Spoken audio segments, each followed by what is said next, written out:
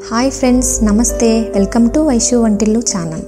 Friends, పండగలప్పుడు కానీ లేదా ఏదైనా స్పెషల్ అకేషన్స్కి ఏదైనా స్వీట్ చేయాలి అంటే మనకి ఫస్ట్ గుర్తొచ్చేది పాయసం.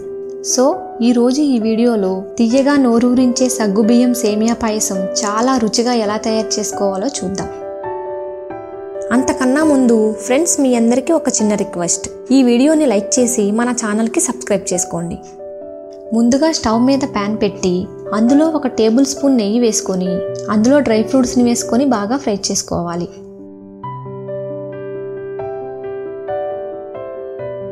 అవి గోల్డెన్ బ్రౌన్ కలర్లోకి వచ్చిన తర్వాత వాటిని తీసి పక్కన పెట్టుకోవాలి.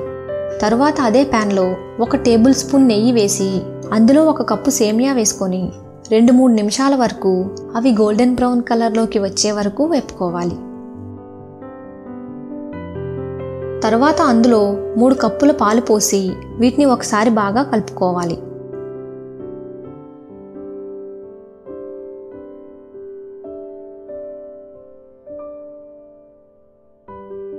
ఇప్పుడు ఇందులో 2 స్పూన్ల సగ్గుబియ్యం వేసుకోవాలి.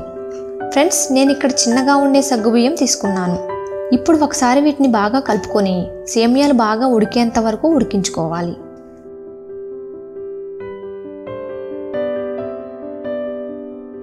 ఇప్పుడు ఇందులో 1 కప్పు పంచదార వేసుకోవాలి. మనం ఏ కప్పుతో అయితే సేమియాలు తీసుకున్నామో అదే కప్పుతో 1 కప్పు పంచదార వేసి మిక్స్ చేసుకుందాం.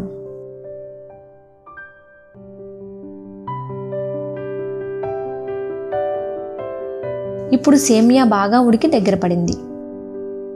సేమియాలు బాగా ఉడికిన తర్వాత ఇప్పుడు ఇందులో యాలకుల పొడి, మనం ముందుగా ఫ్రై చేసి పెట్టుకున్న డ్రై ఫ్రూట్స్ని వేసి ఒకసారి వీటిని బాగా కలుపుకోవాలి. ఇప్పుడు స్టవ్ ఆఫ్ చేసి ఇందులో 2 టీ స్పూన్ల బెల్లం అలాగే కొద్దిగా కుంకుమ పువ్వు వేసుకొని బాగా కలుపుకోవాలి. అంతేనండి, తియ్యగా నోరూరించే సగ్గుబియ్యం సేమియా పాయసం తినడానికి రెడీ అయినట్లే. ఫ్రెండ్స్, మీరు కూడా ఈ రెసిపీని తప్పకుండా ట్రై చేయండి. ఇది మీకు ఎలా వచ్చిందో నాకు కామెంట్లో తప్పకుండా తెలియచేయండి. ఇది మీకు నచ్చినట్లయితే ఈ వీడియోని మీ ఫ్రెండ్స్ అందరికీ తప్పకుండా షేర్ చేయండి. ఈ వీడియోని లైక్ చేసి మన ఛానల్కి సబ్స్క్రైబ్ చేసుకోండి. Thanks for watching.